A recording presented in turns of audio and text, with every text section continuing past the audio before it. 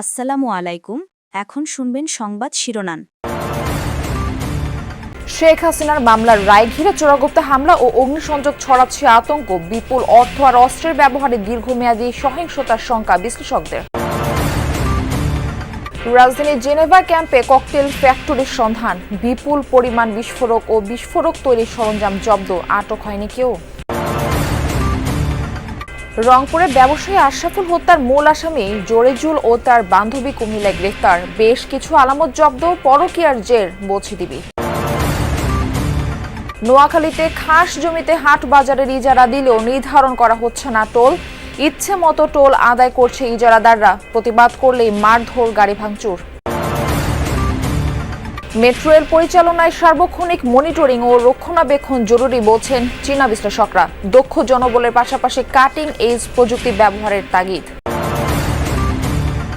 ঢাকায় বিনোদনের তালিকায় নতুন অভিজ্ঞতা দিয়াবাড়ির ওয়াটার ডার্পিং, পানির উপর হাঁটা ও দৌড়াদৌড়ির রোমাঞ্চকর এক অনুভূতিতে মুগ্ধতা।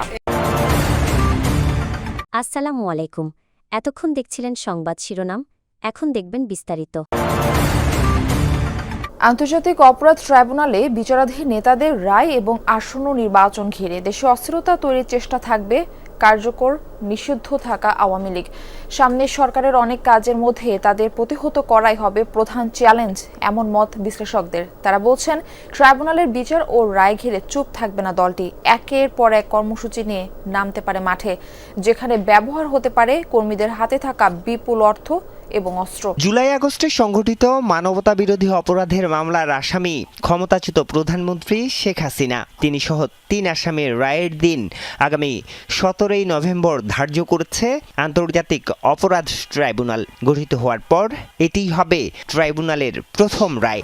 5 আগস্ট ক্ষমতাচ্যুতির পর থেকেই ঝটিকা মিছিলের চেষ্টায় ছিল কার্যক্রম নিষিদ্ধ থাকা আওয়ামী লীগ ও তার সহযোগী সংগঠনের নেতাকর্মীরা। শেখ হাসিনার রায় ঘিরে প্রথমবারের মতো প্রকাশ্য ঘোষণা আসে লকডাউন কর্মসূচির।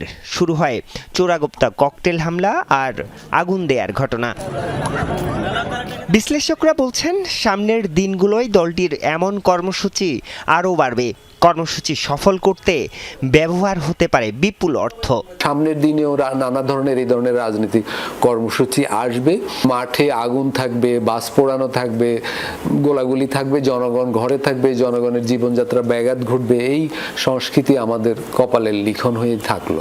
তাদের হাতে অর্থ আছে, তাদের কাছে নানা রকমের অস্ত্রও আছে, তাদের 8,000-এর বেশি নেতাকর্মীদের কাছে তাদের বৈধ অস্ত্রের আছে, তো সেইগুলো তো কোনো রকমের ব্যবহার যে হবে না এরকম কিন্তু না। বিশ্লেষকরা বলছেন, 1996 এবং 2006 সালেও দলটির এমন কর্মসূচি দেখা গেছে। এবারও সেই পথে হাঁটছে নৌকার নেতাকর্মীরা। এই পরিস্থিতি মোকাবেলার দায়িত্ব সরকারের। রাজপথে পিটিয়ে মানুষ হত্যার ঘটনা আমরা এগুলো অনেক দেখেছি আমরা। তো সেই যে আমাদের দুঃসহ স্মৃতিগুলো আমাদের আছে, সেই স্মৃতির মধ্যে আওয়ামী লীগের সাম্প্রতিক তৎপরতা সেইগুলো আমাদেরকে নতুনভাবে একটা শঙ্কার মধ্যে ফেলে দিচ্ছে। মোহাম্মদপুরের জেনেভা ক্যাম্পে ককটেল কারখানার সন্ধান পেয়েছে পুলিশ। সেখান থেকে উদ্ধার করা হয়েছে 35টি তাজা ককটেল, জব্দ করা হয় ককটেল তৈরির সরঞ্জামও। তবে এই ঘটনায় কাউকে আটক করতে পারেনি পুলিশ। নানা ঘটনাকে কেন্দ্র করে বিভিন্ন জায়গায় ককটেলের ব্যবহার বেড়েছে সম্প্রতি। বৃহস্পতিবার ককটেল ছোড়ার সময় হাতে নাতে 3 জনকে আটক করে মোহাম্মদপুর থানা পুলিশ।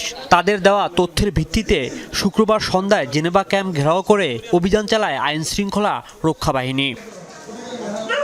পুলিশ জানায়, ক্যাম্পের 7 নম্বর সেক্টরে ককটেল ফ্যাক্টরির সন্ধান পায় আভিযানিক দল। স্থানীয় মাদক কারবারি বুনিয়া সোহেলের সহযোগী মোক্তার বাসাটিকে বোমা বানানোর কারখানা হিসেবে ব্যবহার করছিল। সেখান থেকে 35টি তাজা ককটেল ও সরঞ্জাম উদ্ধার করে পুলিশ। জনৈক মোক্তার হোসেন তার বাড়িতে অভিযান চালাই। তো সেখান থেকে আমরা 35টি তাজা ককটেল এবং ককটেল তৈরির সরঞ্জাম, টিনের কৌটা, যেগুলো জর্দার কৌটা, পেরেক, গ্লাস চূর্ণ এবং আরও সলতে, যেটা পেট্রোল বোমাতে কাজে লাগে, এই জিনিসগুলো, বিয়ারিংয়ের বল, এগুলো আমরা প্রায় আনুমানিক 4 বস্তা পরিমাণে উদ্ধার করেছি। পুলিশ বলছে, সম্প্রতি যেসব ককটেল বিস্ফোরণ ঘটেছে সেগুলো এখান থেকে সরবরাহ করা হয়েছে কিনা সে বিষয়ে খতিয়ে দেখবেন তারা। জাতীয় ঈদগাহ ময়দানের সামনে থেকে 2 ড্রাম ভর্তি 26 টুকরা মরদেহ উদ্ধারের ঘটনায় মূল আসামি জরেজুল ইসলাম ও তার প্রেমিকা শামীমাকে গ্রেপ্তার করা হয়েছে। শুক্রবার রাতে গোয়েন্দা পুলিশ ও র্যাব ৩-এর পক্ষ থেকে তথ্য জানানো হয়। ডিবি জানায়, রংপুরের ব্যবসায়ী আশরাফুলকে হত্যার ঘটনায় তার ঘনিষ্ঠ বন্ধু জরেজুল ইসলামকে কুমিল্লার দাউদকান্দি থেকে গ্রেফতার করা হয়েছে।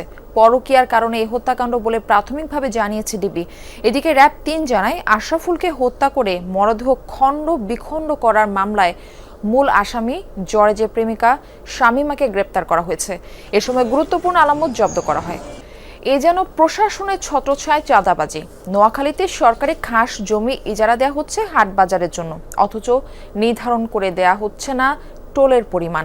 এই সুযোগে যানবাহন থেকে ইচ্ছে মতন টোল আদায় করছে ইজারাদাররা। এমনকি বাজারে ছাড়িয়ে পার্শ্ববর্তী সড়ক থেকেও টোলের নামে চাঁদাবাজি চলছে। কেউ দিতে অস্বীকৃতি জানালে গাড়ি ভাঙচুরের পাশাপাশি করা হয় মারধর।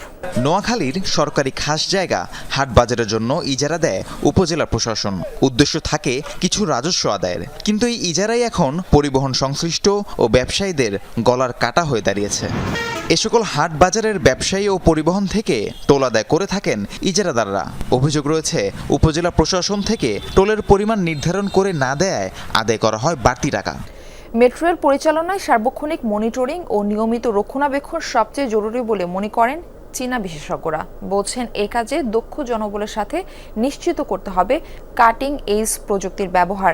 এসব নিশ্চিত করতে পারলে মেট্রো রেল জননিরাপত্তার দিক দিয়েও সবচেয়ে আস্থার গণপরিবহন হবে বলে ধারণা তাদের। এসব কাজে সরকার চাইলে বাংলাদেশের সাথে কাজ করতেও আগ্রহী তারা। মেট্রো রেল জনসংখ্যার চাপে জর্জরিত যানজটের নগরী ঢাকায় নাগরিক নির্ভরতার নাম।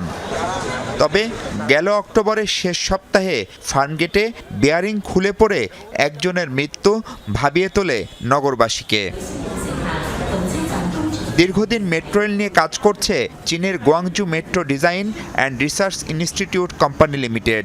সংস্থাটির আন্তর্জাতিক শাখার প্রকৌশলীরা বলছিলেন, মেট্রো লাইন তৈরির পর সেটির সার্বক্ষণিক দেখভাল অপরিহার্য। আমরা যখন মেট্রো রেল বানাই, সেখানে জরুরি সময়ের জন্য ওয়াকওয়ে থাকে। ধরেন আগুন লাগলো বা ইলেকট্রিক কোনো দুর্ঘটনা ঘটলো, তখন যাত্রীরা যেন দ্রুত নিরাপদে বের হতে পারে। এর বাইরে অসংখ্য সেন্সর কাজ করে, কোনো বিপদ হলে সেটি সিগন্যাল দেয়। আমরা 24 ঘন্টা সেটি সশরীরেও পর্যবেক্ষণ করি। মাথায় রাখতে হবে, মেট্রো রেলের রক্ষণাবেক্ষণ সবচেয়ে জরুরি। আমাদের সে অভিজ্ঞতা চাইলে কাজে লাগাতে পারে অন্যরাও। চীনের গুয়াংজুতে মেট্রো রেলের 1000 কিলোমিটার লাইন পরিচালনা করছে এই জিএমডিআই। নির্মাণাধীন এই লাইনে ঘন্টায় 160 কিলোমিটার বেগে চলাচল করবে মেট্রো রেল। আরও অন্তত 2 বছর লাগবে গুয়াংজুর দীর্ঘতম এই লাইনটির কাজ শেষ হতে। নগর জীবনের ক্লান্তি কাটাতে ঢাকাবাসীর বিনোদনের তালিকায় যুক্ত হয়েছে একেবারেই নতুন রোমাঞ্চ ওয়াটার জর্বিং। দেশের ইতিহাসে প্রথমবারের মতো এই অভিনব খেলাটির আয়োজন হয়েছে রাজধানীর দিয়াবাড়িতে। বিশাল স্বচ্ছ বলের ভেতর ঢুকে পানির উপর হাঁটা কিংবা দৌড়ানোর অভিজ্ঞতা এখন আকর্ষণ করছে ছোট বড় সবার মন।